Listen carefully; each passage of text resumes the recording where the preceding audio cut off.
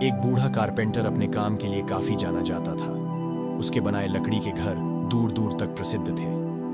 पर अब बूढ़ा हो जाने के कारण उसने सोचा कि बाकी की जिंदगी आराम से गुजारी जाए।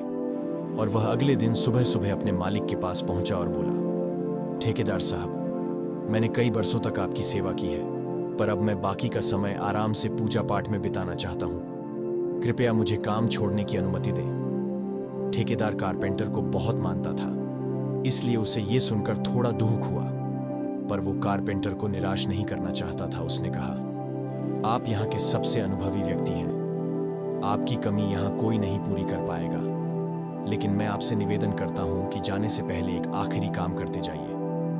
जी, क्या काम करना है? कारपेंटर ने पूछा। मैं चाहता हूं कि आप जाते जाते हमारे लिए एक और लकड़ी का घर तैयार कर दीजिए। ठेकेदार घर बनाने के लिए जरूरी पैसे देते हुए बोला। कारपेंटर इस काम के लिए तैयार हो गया। उसने अगले दिन से ही घर बनाना शुरू कर दिया, पर यह जानकर कि यह उसका आखिरी काम है और इसके बाद उसे और कुछ नहीं करना होगा, वो थोड़ा ढीला पड़ गया। पहले जहां वह बड़ी सावधानी से लकड़ियां चुनता और काटता था, अब बस काम चालाऊ तरीके से यह सब करने लगा। कुछ एक हफ्तों में घर तैयार हो गया और वो ठेकेदार के पास पहुंचा।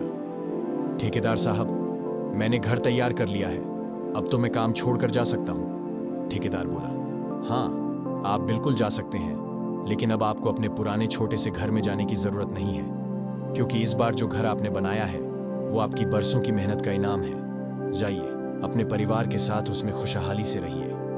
कारपेंटर यह सुनकर भौंचक्का रह गया। वह मन ही मन सोचने लगा, कहाँ मैंने दूसरों के लिए एक से बढ़कर एक घर बनाए और अपने घर को ही इतने घटिया तरीके से बना बैठा। काश मैंने ये घर भी बाकी घरों की तरह ही बनाया होता। इसीलिए हमें हमेशा अपना काम मेहनत और ईमानदारी के साथ करना चाहिए।